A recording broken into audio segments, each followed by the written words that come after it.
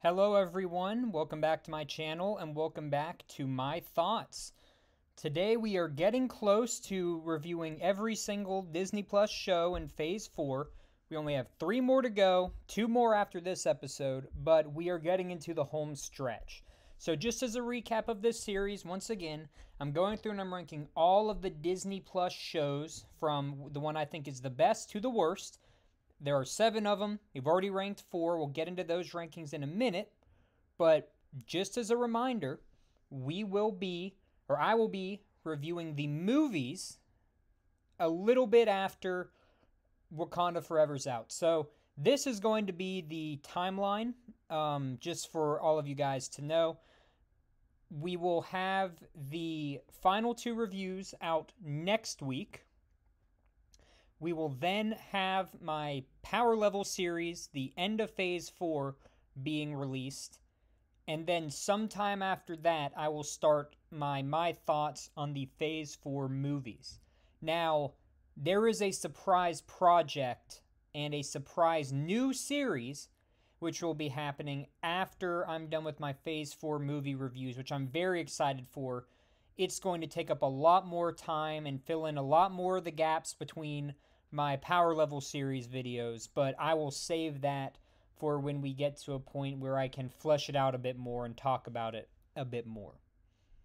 So today we are talking about Loki, the 3rd series released on Disney Plus, and arguably the one that I think a lot of people looked forward to the most. And that's because Loki is not just a fan favorite character, he is arguably one of the most important characters in MCU history. And I think you have to think about it from this perspective.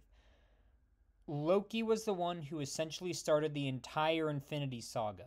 He went to Thanos, he got the Chitauri to go to Earth and invade in order to try and collect the Tesseract.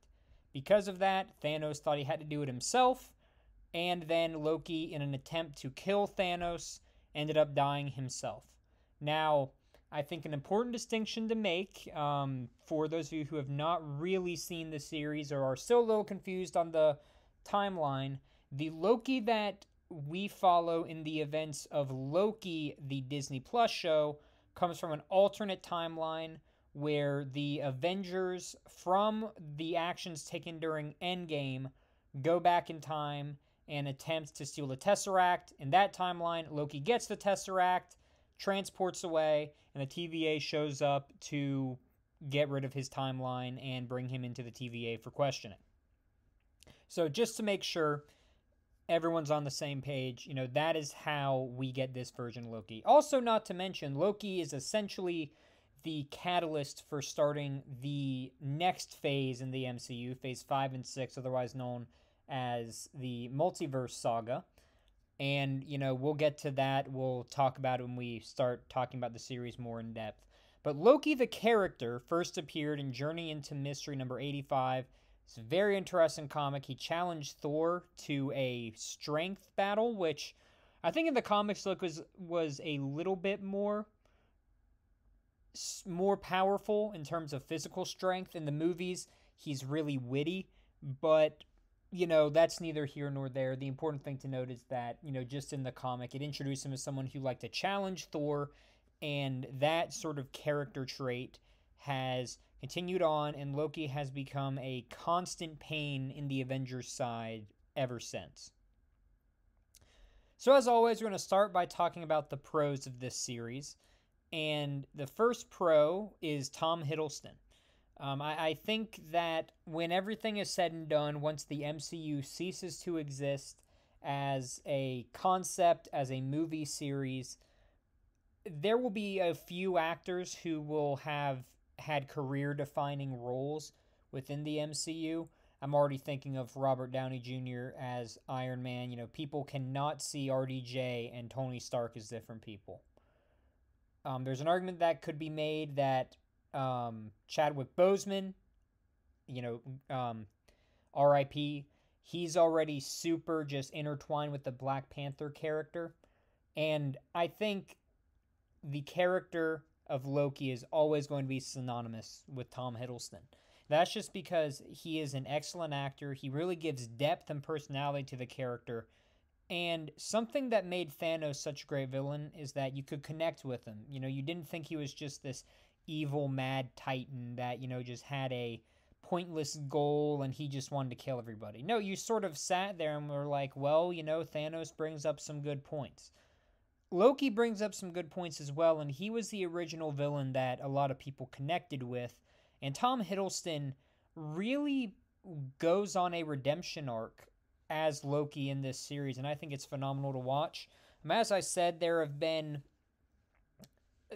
few shows on Disney Plus that I think really show character progression, but I think Tom Hiddleston's character progression as Loki, how it's shown in the show, is phenomenal. Something else I really enjoy is Loki's relationships with Sylvie and Mobius. And really both of them, they both sort of follow the same trajectory. And it's great to watch. When Loki first meets Mobius, Loki's skeptical of him and, tries to escape and does end up escaping just to be recaptured. But Mobius sticks by him and Loki starts to learn to trust. And that's the same thing that happened with Sylvie with Loki.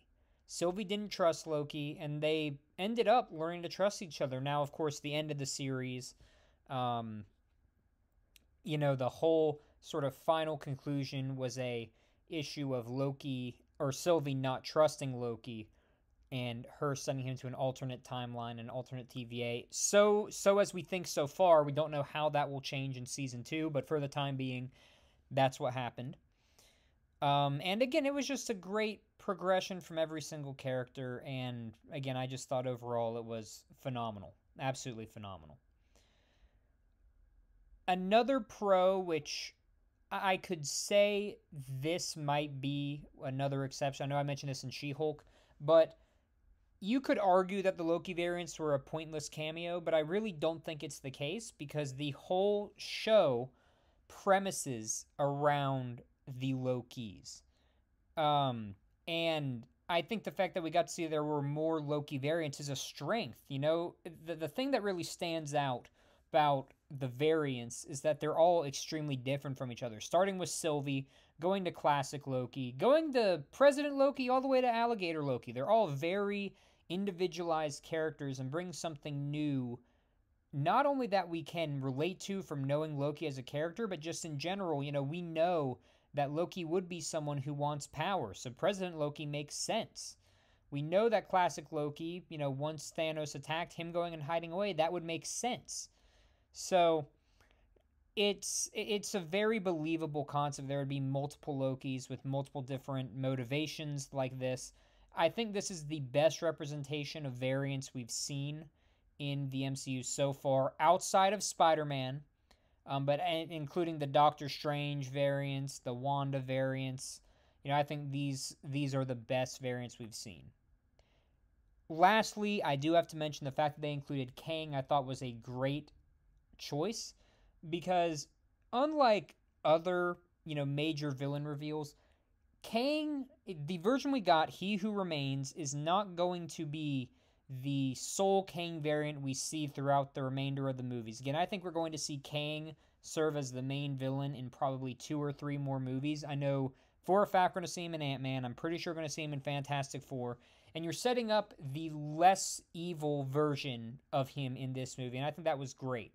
It really sort of gives you, with how menacing he was in this series, if his variants are worse, then our heroes are up for a challenge, and I think that was a perfect setup for things to come. Now to the cons. My first con is not really about the show, but more so Marvel in general, and that is the overuse of the Loki character. I don't know how many times Loki has to die before it loses meaning, but I think we've gotten to that point.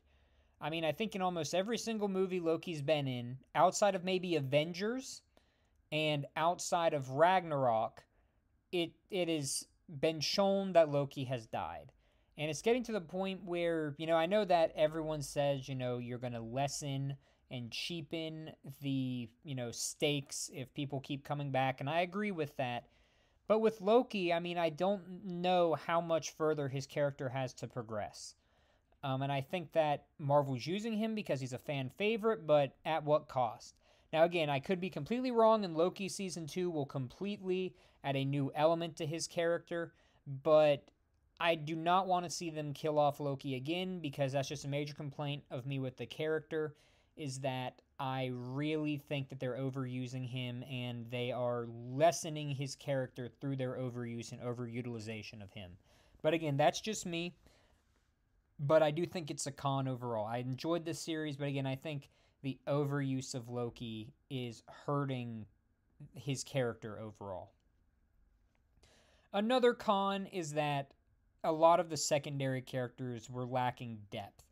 I'd say outside of Mobius, Loki, and Sylvie, we really didn't get much from any of the TVA agents. We all know they had lives beforehand. Even Ravonna Renslayer, we really did not get much from her. I wish they would have dived more in depth. Again, I am preface this all by saying we could see it happen in Season 2. It's a very weird circumstance this time around, because there is going to be a Season 2, unlike any of the other shows that we know of right now.